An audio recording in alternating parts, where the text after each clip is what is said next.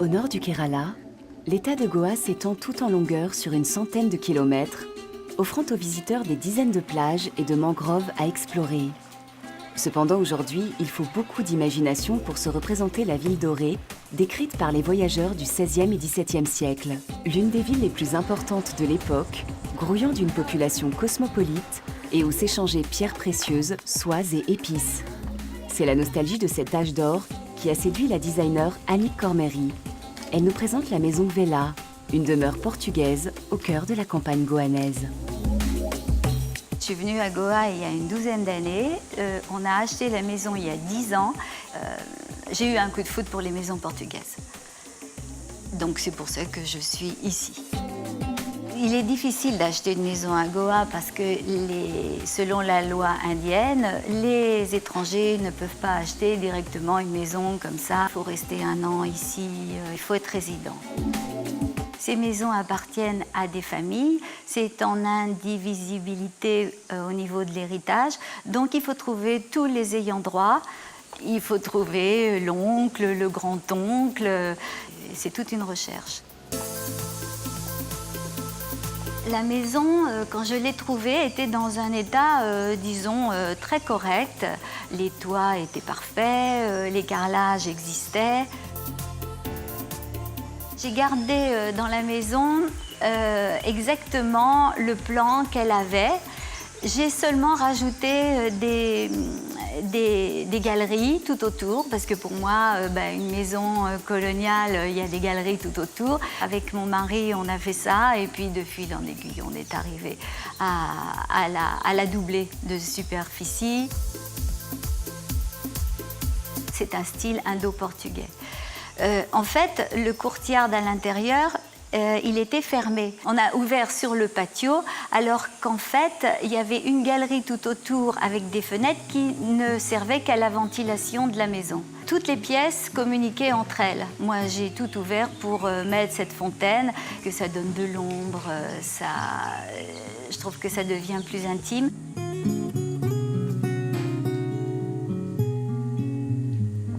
Les sols étaient là, ils étaient rouges et jaunes en carrelage. On dit que c'est des carrelages italiens d'ailleurs, qui venaient d'Italie à une certaine époque. Quand j'ai rajouté des surfaces, j'ai utilisé moi du ciment de la même couleur. J'aime bien les couleurs claires. Il y avait un petit côté colonial dans cette maison qui me plaisait beaucoup. Et puis l'Inde qui m'inspirait, les palais, le doré. Donc je crois que j'ai voulu faire un mélange de ces deux décos. J'ai eu en même temps l'opportunité de me lancer dans une activité qui avait un rapport avec la décoration. Alors, ça correspondait complètement à mon goût. Je suis allée dans le nord de l'Inde et là, j'ai commencé à dessiner des objets, des lampes, des miroirs, des plateaux. J'avais un atelier de patine où je les patinais moi-même.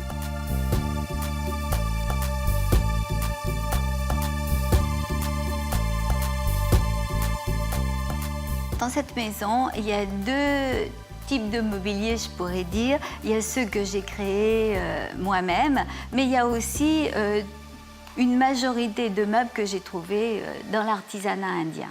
C'est du très beau bois, c'est du teck ou du bois de rose ou du shisham, alors c'est un bois exotique aussi, et je les ai gardés carrément bruts. Tous les tableaux qui sont dans la maison sont des portraits de Maharaja et ça faisait partie de mon cliché et de mon rêve, on peut dire, d'avoir ces tableaux de Maharaja partout. Donc il y en a un par pièce. Tous les Maharajas se faisaient peindre leurs portraits en tenue avec leurs bijoux et en tenue d'apparat. Par exemple, ce tableau qui est dans le salon, il ressort, on ne voit que lui et j'avais besoin de lui pour justement donner une certaine gaieté, une certaine fraîcheur même.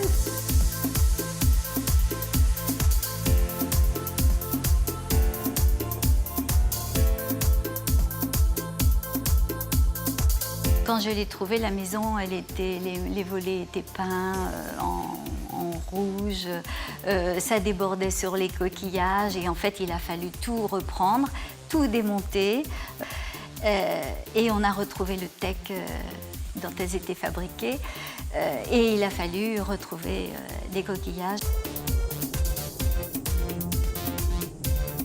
C'est fait avec de la nacre naturelle. Et je ne sais pas combien il peut y en avoir dans un volet. En tout cas, on en a mis pratiquement 8000. On en a découpé 8000 pour faire les volets de la maison.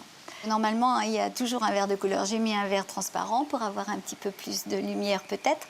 Et puis j'ai fait graver les initiales. Mon mari, Christian, Chloé, Annick. Voilà, un briquet.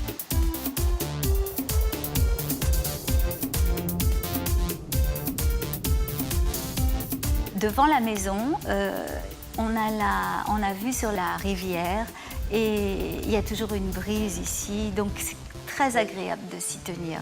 En plus, il y a une toute petite route devant avec les gens qui passent et c'est très campagne en fait. Ça sert de rizière pendant la mousson. Je pense qu'ils font 2 récoltes par an et puis le reste du temps, ils y font des légumes, comme il y a 2000 ans. Et donc il y a toujours quelqu'un dans cette rizière.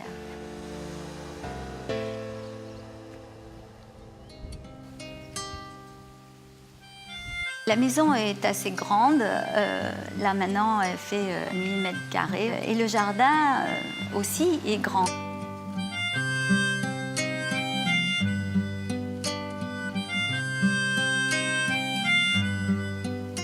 J'ai eu cette idée d'y faire des terrasses juste au-dessus de la piscine. Ça donne une profondeur en fait à mon jardin. Quand je suis arrivée en Inde, j'avais beaucoup d'imagination. Mais je pense que 10 ans plus tard, en ayant fait cette maison, en m'étant lancée dans mon activité, j'ai dépassé ce que je pouvais imaginer faire ici.